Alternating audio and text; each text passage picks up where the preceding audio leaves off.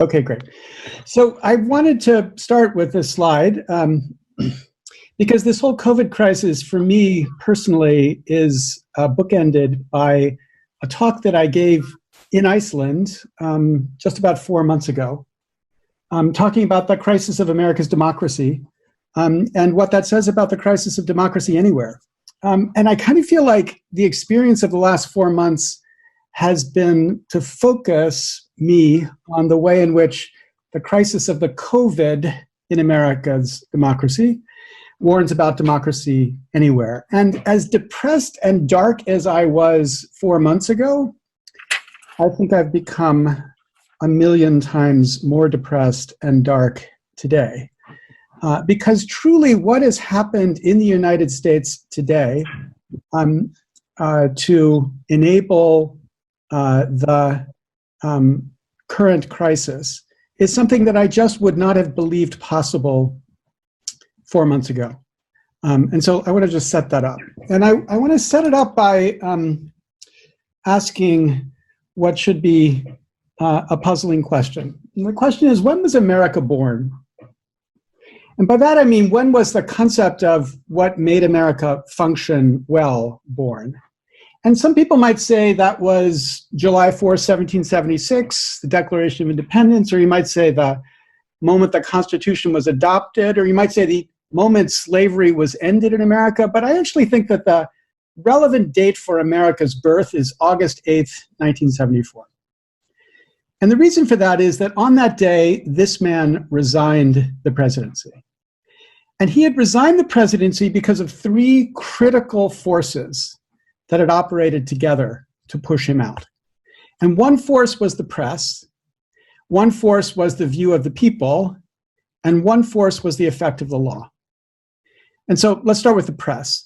These two men brought down the presidency of the United States. They're not as familiar in this form. It's probably this form that they're more familiar from the movie All the President's Men. But Woodward and Bernstein doggedly pursued the story of the cover-up effected by the White House to cover up the break-in at the Watergate Democratic headquarters.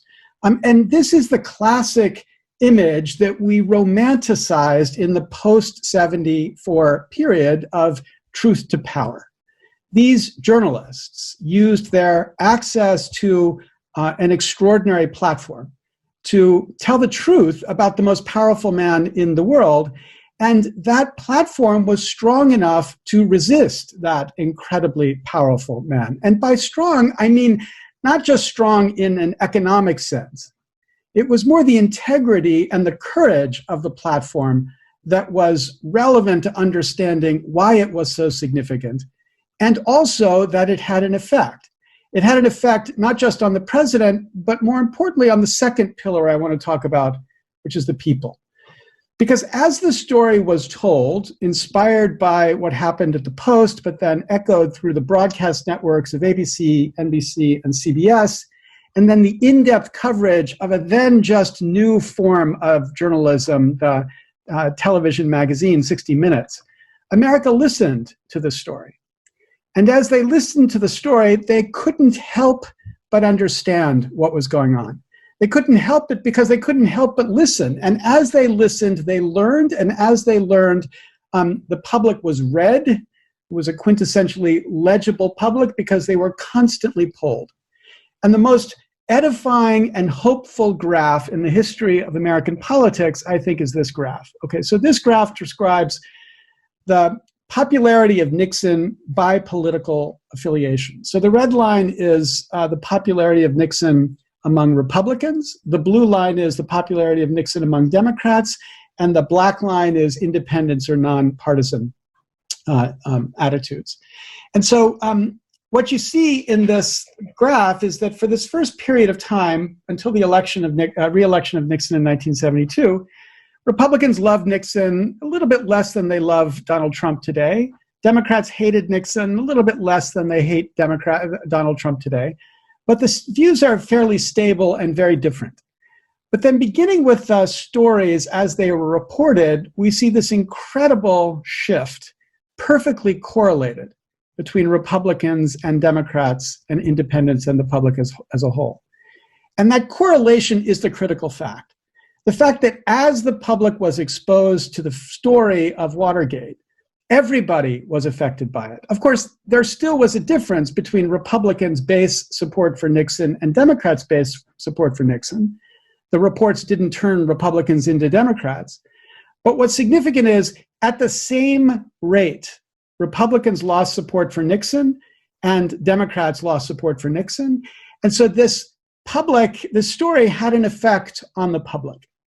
And then it had an effect on the third pillar of this foundation of America that I'm describing. It had an effect on the law. And it had that effect in an incredible case, United States versus Nixon, where the Supreme Court affirmed its supreme authority in the context of the American democracy. And what the Supreme Court said in the context of that case was that Nixon had to turn over the tapes of the conversations that he had inside the White House to the special prosecutor, knowing that those tapes would reveal that Nixon had engaged in criminal activity. Now, when the Supreme Court issued that opinion, it was not clear what Nixon would do. I mean, there was no authority, there was no precedent in the American jurisprudence of the Supreme Court telling the president to do something directly and the president directly doing it. And indeed, in his famous interview of Chief Justice Warren Burger, who was a Republican appointee, a supporter of Richard Nixon, but who authored that extraordinary opinion telling him he had to turn over the tapes, the question was asked of Burger, well, what would you have done if the president had disobeyed? And Burger, without missing a beat, said, well, I'd send the Supreme Court police to the White House and arrest him. Now, of course, that was a joke, because if the president had said, I'm not going to obey you, it's not clear what would have happened. It's not clear how anybody could have enforced that requirement to get the president. But it's a joke only in retrospect, because it's totally not clear at the time when this was decided what the president would do. And it was only after three leaders from the Republican Party went to the president, Goldwater, the one in the middle, Senator Scott, the one on the left, and the minority leader in the House, Rhodes, on the right, went to the president and told the president that he didn't have the support of his own caucus, that the president then decided that he needed to resign. Okay, so the point is, we look at America as a function of the way these three pillars of the institution of American democracy worked. A press that could stand up to power, the law that would stand up to power, and the people who would understand the story enough to also stand up to power.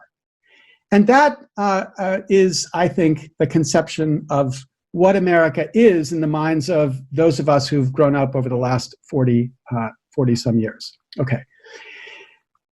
I want to argue today that in an important sense, that country is dead. And it's dead because each of these three pillars has been decimated. So let's start with the press. Of course, Richard Nixon had to resign because one nation heard one story, and that one story had one consequence, that he would have to resign. And the nation heard that one story because we were in the age of broadcasting. Most important of broadcasting, of course, being television. But television produced what Marcus Pryor has described as broadcast democracy. So the point is, many people hear at one time the same story. Now, of course, the consequence of broadcast democracy has not always been wonderful. Of course, this is the rise of Hitler. It's sometimes wonderful. It was the rise of FDR's great support in the United States. In 1939, only 60% report getting the news from radio. By 1944, 74% report getting news from the radio.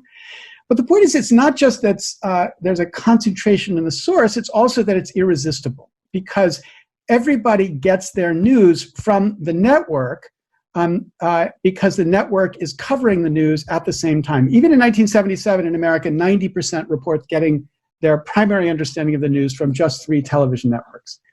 And the addictiveness of this technology makes the story here irresistible. And because it's in video, it's understandable. And therefore, it's very egalitarian. The story about politics, for the first time in the history of democracy, is a story that every citizen can easily understand, which means more citizens become engaged in the project of democracy because mainstream trusted sources are telling them, giving them a daily lesson about the stories of democracy. And the figures that are giving them that lesson, they're people like Walter Cronkite, people who have a very high level of trust within the culture, developing a thick common understanding of the facts of democracy, and on the basis of that common understanding, a deep and increased political engagement and progress. That's the dynamic of broadcast democracy that Marcus Pryor is describing. But the point to recognize is that it's not just a story of technology. It's also a story of a business model. Because the point is that the aim of the press in the age of broadcast democracy is to tell a story in an extremely broad way, to try to include as many people in the audience as possible, which means you need to speak in a deeply cross-partisan way, a way that's not likely to alienate or isolate any part of the audience. Instead, is designed to build a cohesive story that all of America can understand. That business model was destroyed by this man, Roger Ailes. Roger Ailes killed this conception when he founded a network, or when he took over the network of Fox News in America. Now, there's an interesting story about Roger Ailes, which is that he was not always that old. He was, at an earlier stage, much younger. There he is, sitting in the White House with Richard Nixon. He was the media man behind Richard Nixon. And there's a famous conversation where Nixon basically says to Roger Ailes, you know, those Russians and those Chinese, they've got their own networks. I need a Pravda. How can you get me a Pravda, Roger? And of course, that became Roger Ailes' mission in life, how to build a Pravda within the context of America's media environment. And that Pravda became Fox News. And there's this extraordinary story of the development of Fox News in this, I can't remember, 6-part series, The Loudest Voice. I'm going to just give you a brief clip from the moment when Fox News gets born here. The idea of this series is to tell the story of the creation of Fox News, which addresses conservative America. And there's a great scene right at the beginning of the series where Rupert Murdoch wants Roger Ailes to run the show, but he's brought in his best Australian team to try to explain to him what he wants to do with this new channel. Fox News will be programmed for the 90s. Fast, loud, edgy. Tabloid TV. And Ailes famously said, wrong. Cable is about one thing, niche. And what is that niche? Well, I think it is conservatives. We're just going to give the people what they want. Positive message, an American message, wrapped up in a conservative viewpoint. That's hearts and minds right there. It's good work, Roger. So the story of Fox News is the story of the business model of news being radically transformed. Because what happened is everybody in that room that you just saw portrayed presumed that news should be the way Walter Cronkite thought it should be. They thought they should tell the story, maybe in a more edgy, more graphically aggressive way, but tell a story that was trying to tell a story that all of America would want to listen to. And if they pitched it like that, then maybe all of America would listen to it. But Roger Ailes' point was that that's not the business model when you're talking about a fragmented media environment. It might be a business model when there are only 3 major broadcasters. But when you begin to think of a media environment where there are many, many, many sources, that fragmentation has a dramatic effect on what makes sense from the standpoint of the business of media. So it has a dramatic effect first on what people watch, because in the old days, people were forced to watch the news. That was the only thing on between 6 and 7 at night. Now, those who were forced to watch the news before are not forced to watch the news. If there are 100 channels, you can watch C-SPAN or the Home Shopping Network rather than watching the news. And so those who are not forced to watch the news don't watch the news, which means if the news is going to attract people, we have to figure out who it is we can attract. And the point is, those who do watch the news are so-called news junkies, but those news junkies are partisan junkies. And what that does is change the business model of broadcasters. So no longer could you imagine Walter Cronkite succeeding in cable news environment. He wouldn't survive 3 weeks in cable news today. Instead, you see people like Sean Hannity, extremely partisan news broadcasters who are successful in this new media environment. And partisan then pays. And the more partisan you are, the more it pays. So as I described when I showed this graph in Iceland in January, this is, in my view, the scariest graph in modern American politics. This is a picture of the ideological content of these three major cable news networks today. So CNN, Fox News, and MSNBC. And as you see, by about 2000, there still isn't much of a difference in the ideological content of these three networks. But beginning with 9/11, you begin to see an extraordinary separation as each network begins to find the right partisan niche for it to focus on. And they begin to orient their message in a way that focuses on that partisan niche. And of course, the internet only makes this worse. The internet engages in what Tristan Harris has called a kind of brain hacking, as digital platforms exploit evolution to get us much more committed to our devices. So evolution, which teaches us to be really obsessed with random rewards, or really unable to avoid endless, bottomless pits of content. All of these techniques are deployed with the aim to make it easier for them to sell us ads. The business model of the platform, that business model of selling ads, creates obvious incentives. And the obvious incentive is to know more about us. And they want to know more by not just watching us, but by poking us, by tweaking us, by asking us questions, by rendering us vulnerable so that they can reach down, as Tristan puts it, the brain stack and leverage our insecurity to even reveal more about us. Because the more we reveal, the better are the ads that they can sell. And it turns out the best strategy for getting us to reveal more is to play the politics of hate. Because if they can make us polarized and ignorant, we are more likely to engage in a passionate and angry way, and that makes it even better, easier for them to sell ads. Okay, so the point is, both cable and the internet together mean that we have a business model that fragments a public and produces a partisan public. And that public begins to understand facts differently. That public becomes separately capable of understanding facts. Barack Obama describes, if you watch Fox News, you're in one reality. If you read the New York Times, you're in a different reality. So an epistemic separation brought about by this core business model of both cable and the internet. Okay, so the point is, the press in this world has disappeared because it no longer offers a story that can inform the people in a relatively neutral way. Instead, it becomes just one tool in a partisan game. Okay, that's one pillar gone.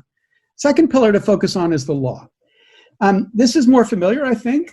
We have a president who has in many ways violated constitutional norms, a whole series of events which have gone against fundamental principles of American democracy, constitutional democracy. I'm just going to flag three that kind of are astonishing, but I could go on for 300.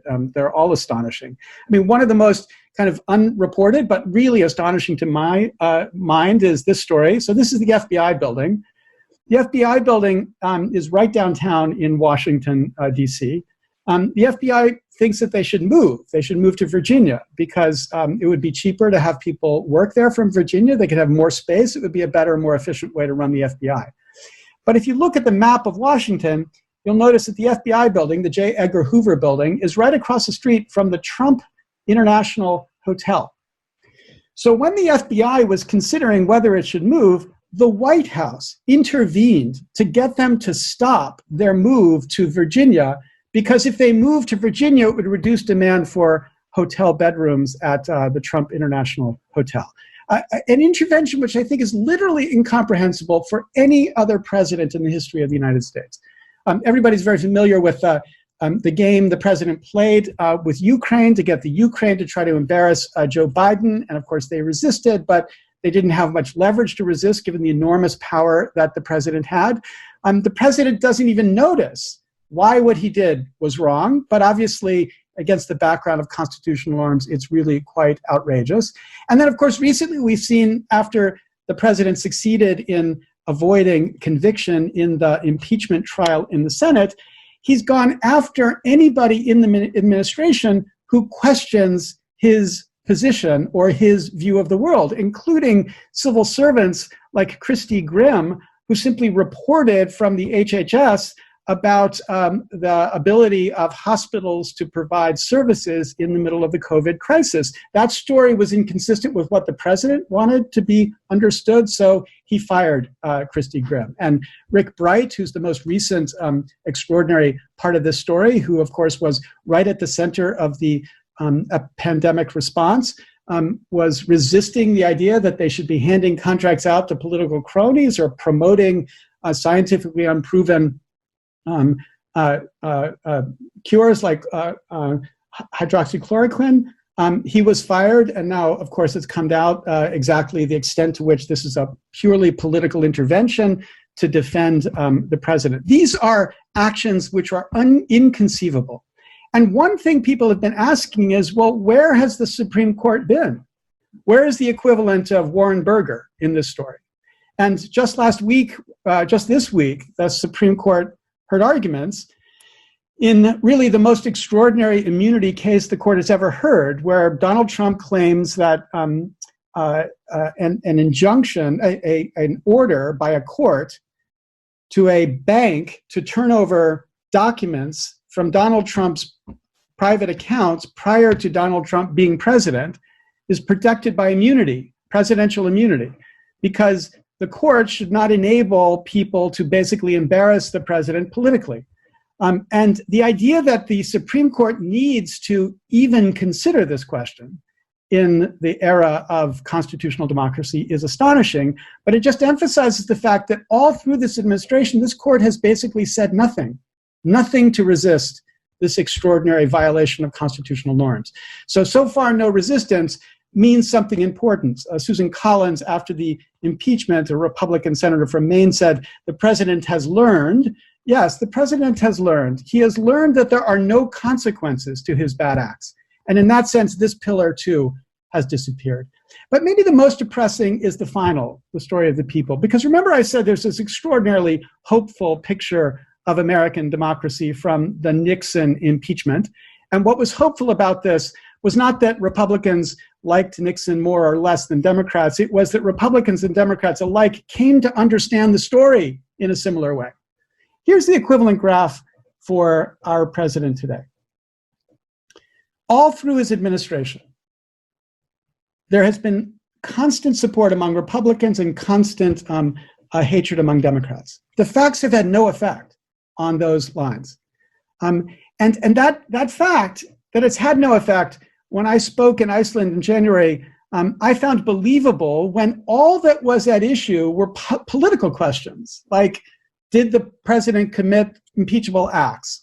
Or did the president exercise too much power over Ukraine to out the information about a political rival? I would have understood at that context that there was no real effect, that the partisan effect was so dramatic that it overwhelmed that understanding. But if you had asked me on January 23rd whether in the middle of a pandemic that political effect would continue, where we would see no effect on Republicans based on the information that's come out about the failed response of this administration, I would not have believed it in January 23rd.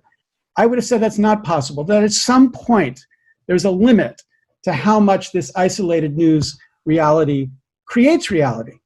But the fact that there is this limit is, for me, the most terrifying about where we are in this nation. I mean, we see protests where people, say things like this: give me liberty or give me COVID-19. Actually, it should say, give me liberty and give me COVID-19. The anti-shutdown protests are astonishing. And of course, we on the other side like to ridicule these people by pointing out how stupid they are. If you're not a native English speaker, it might not be clear why this is so stupid.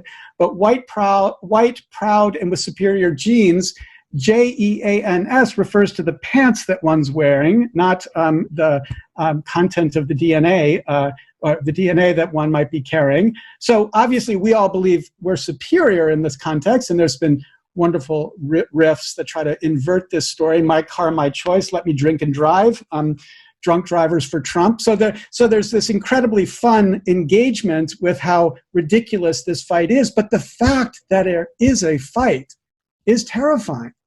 And I think it's just the beginning. We're going to see an extremely dark 6 months as the operatives at the right-wing media have successfully begun to frame this fight in a way that will not, in my view, in the end, benefit the Democrats. And in this sense, I think this final pillar has fallen away. So here's just two more points. So I understand it's hard for you to believe the story I'm telling you here, because I think you don't believe it because you don't live in a place like this. I mean, some of you do. I mean, there's an incredible diversity of people who are participating in this. And, I'm sure that people from the former Soviet republics might have a closer recognition of this dynamic, or Hungary might have a closer recognition of this dynamic than people living in a place like Iceland. But it is astonishing to recognize that right now, the latest polls find Joe Biden behind Donald Trump in the only 15 states that will decide this election. The national polls show Donald Trump ahead of Joe Biden, but they don't matter. The only states that matter are these battleground states. They decide the Electoral College. And right now, Donald Trump is beating Joe Biden in this Electoral College. And I think this is the terrifying reality of the continued ability of this nation to survive as a democracy. If we've lost the capacity to speak together, to understand together, then in what sense can we have a capacity to continue to function as a democracy?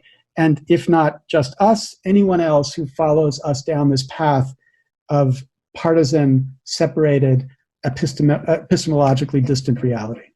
Okay, I'm going to stop there. I'm happy to take any questions.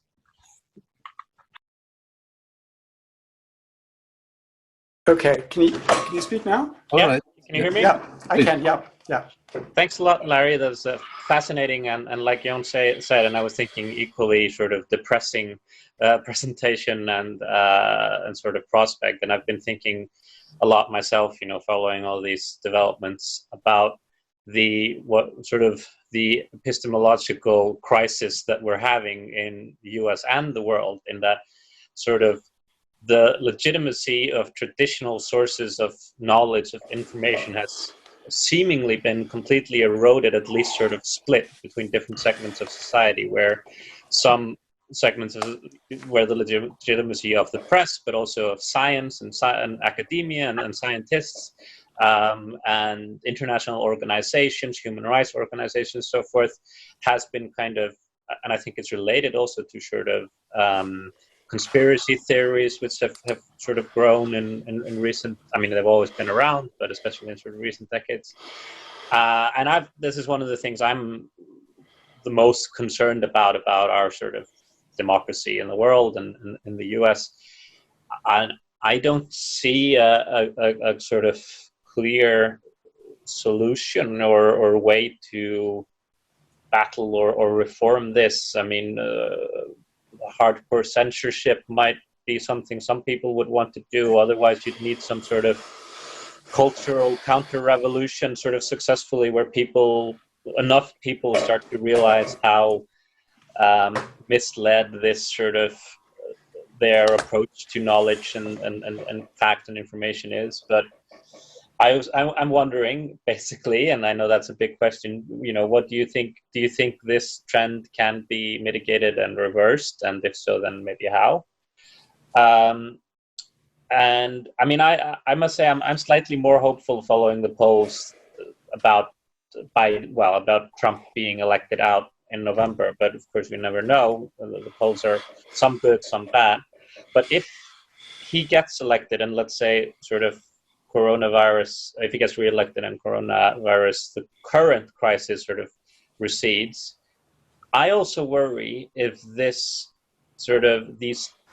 alternate realities have the effect that the precedent that coronavirus real crisis has had, in that, we are all not all, but most of us are prepared to sort of limit our freedom of movement and some of our human rights because there's a real security disaster and threat to our lives and the society. Currently, there are real experts that we are sort of placing our faith in. And I take Jon's point that it is conditional on sort of public trust in there being a real crisis, and that that there's a sort of that there's actual experts behind it. But what if, for instance, Trump starts replacing the experts when he gets reelected with people who seem like experts but aren't really? Do you think this crisis will also create the sort of conditions for a more authoritarian regime where, okay, we had a lockdown during coronavirus, this is just the same. So if there's going to be a fake crisis, now I'm turning into the conspiracy theorist maybe, but I do worry about that. So maybe your thoughts on that as well? Yeah, I mean, well, first I want to make sure that one point is clear. I really hate the ridiculing of people who are resisting the shutdown. Because, you know, the reality is there's a huge division in America between those who can suffer the shutdown easily and those who can't. I mean, you know, I'm a professor. My family's been in our house for the last 8 weeks. It's been wonderful. You know, we've had dinner every night together. I've not been traveling. You know, we've played games together. It's just been great. My salary's not been reduced. You know, I've not been hurt at all by this. But there are people who don't have a job. They don't have health insurance. They can't pay their rent. And those people are deeply terrified about where they are. And their natural reaction, because it's America, is not to think, I should go out and protest and tell the government to help me. Their natural reaction is, okay, it's dangerous, but at least if I go out and work, I can eat. I had a friend who sold a bunch of his land to a fracking company.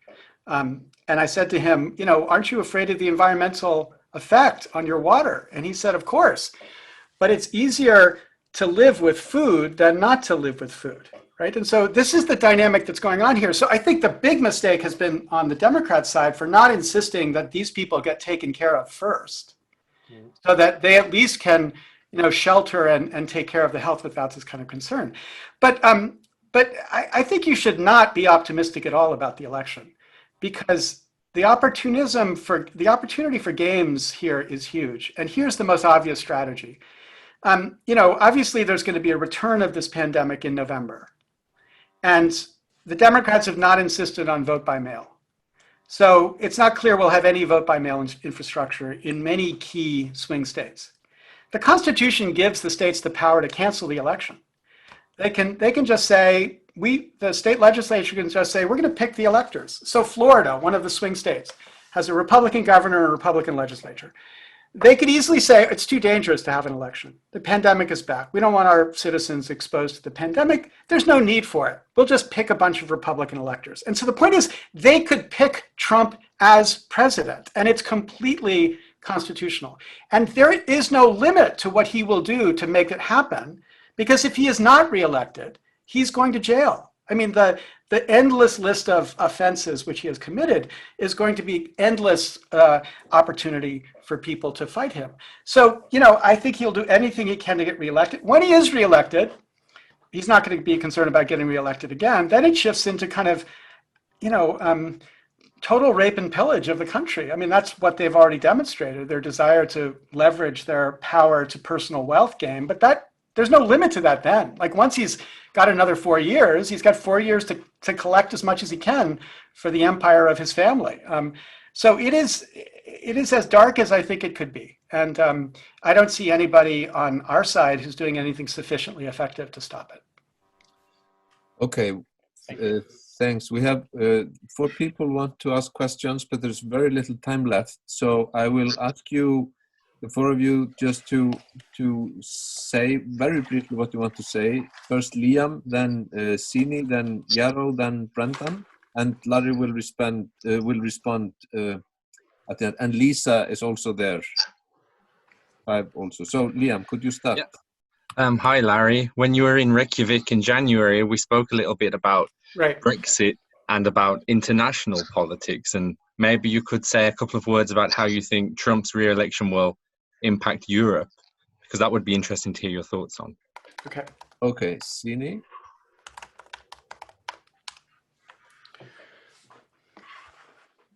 All right, so we are not hearing anything. Sini's written the question, how do you think the Constitution could have helped in this situation?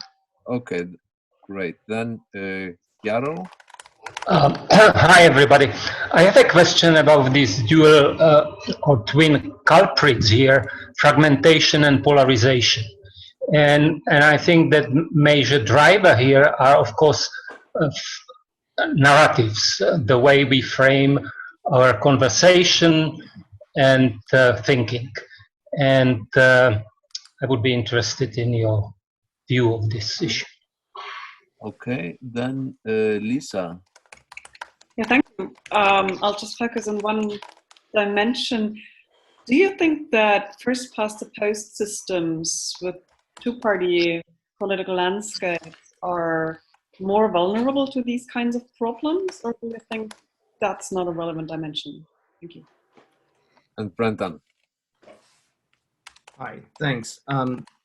Just quickly, you mentioned the erosion of constitutional norms with respect to the Supreme Court, and I wonder if there is a distinction conceptually to be made in terms of jurisprudence with respect to constitutional laws or the Constitution itself and the norms of the court or constitutional interpretation. Is there a distinction there amongst, Federalist lawyers that say, well, it's not normal, it's not the norm, but so maybe not what you think we ought to do, but it is legal?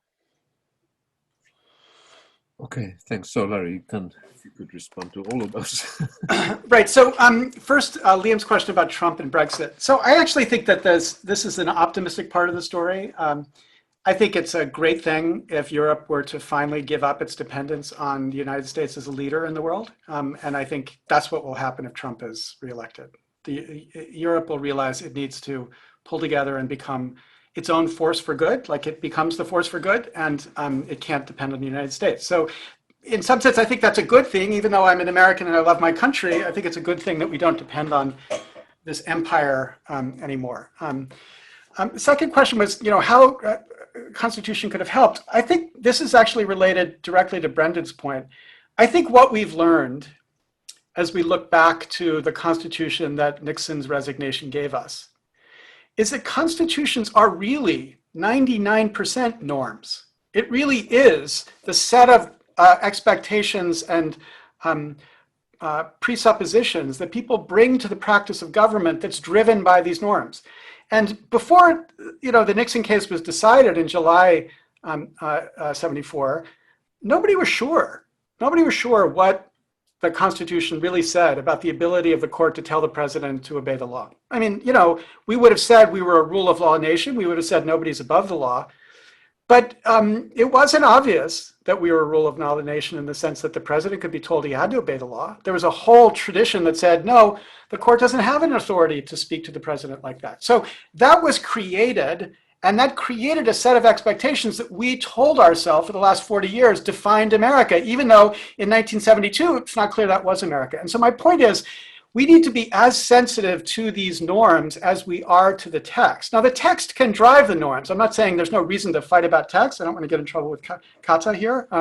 But I'm not saying there's no reason to worry about text, but I'm just saying that it's as important to worry about norms, which is why an institution like the Supreme Court, in my view, should absolutely be thinking, when can we pick a fight with this president to make it clear that what he's doing is not okay?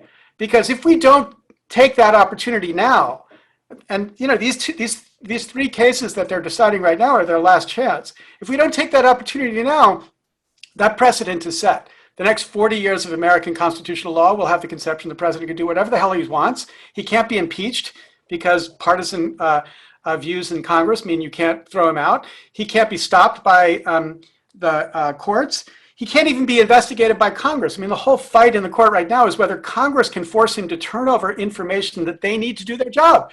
He says, no, if we don't want to give it to them, we don't have to give it to them. So the whole conception of rule of law that we thought defined America is what's questioned here. And if the court doesn't step in and say, this is not okay, then I'm terrified. So the fragmentation and polarization point, I think what I'm trying to say is that there's nothing that follows of necessity from fragmentation with respect to polarization. You can have fragmented, doesn't necessarily follow that it's polarized. It's the business model that's polarizing it. It's the fact that we realize the best way to get advertising revenue is to build a loyal cadre of like right-wingers or left-wingers. That's what drives the polarization. That's what makes it pay. And so if we could separate the business model from the architecture, I mean, we should experiment. We should see whether that causes the problem. And then Lisa, there's a question about first past the post, we think winner take all. In the presidential context, absolutely. I mean, it's because we have an electoral college where votes are given to the winner of the popular vote in a state. So, if Donald Trump gets 50% of the votes in Michigan, he gets all of the electors in Michigan. But what that means is that for literally 41 states, there's no reason to run a campaign, because in 41 states, the president knows who's going to win. California, it's the Democrats going to win. Texas, it's the Republicans going to win. And what that means is the only states the president cares about are these so-called swing states. Well, there might be 9. Many people think there are only 5 that could possibly flip one way or another, which means those 5 states are crucially important to both candidates, and they bend over backwards to make them happy. And I think that's disastrous for America as a whole, because, if you have a system where you only care about what 5 states care about, you don't have a system that's going to be democratically responsive to the whole of the nation, and that's what we have right now. So in that sense, I think it does create a huge problem. I'm not as sure about the context of Congress, because if we don't solve the problem of how campaigns are funded, I'm not sure it really helps to multiply the number of parties in Congress, because we'll just have more people, fighting from the same people to fund campaigns. It'll be the same influence, just more fragmented. But if we solve the problem of how you fund campaigns, then I'd be willing to think maybe it would be also useful to multiply the number of parties that are represented inside of Congress. Okay, thank you. Great. Well, thanks a lot, Larry, and for your talk, and Viktor for the comments. So we have the next speaker, Janina. Well,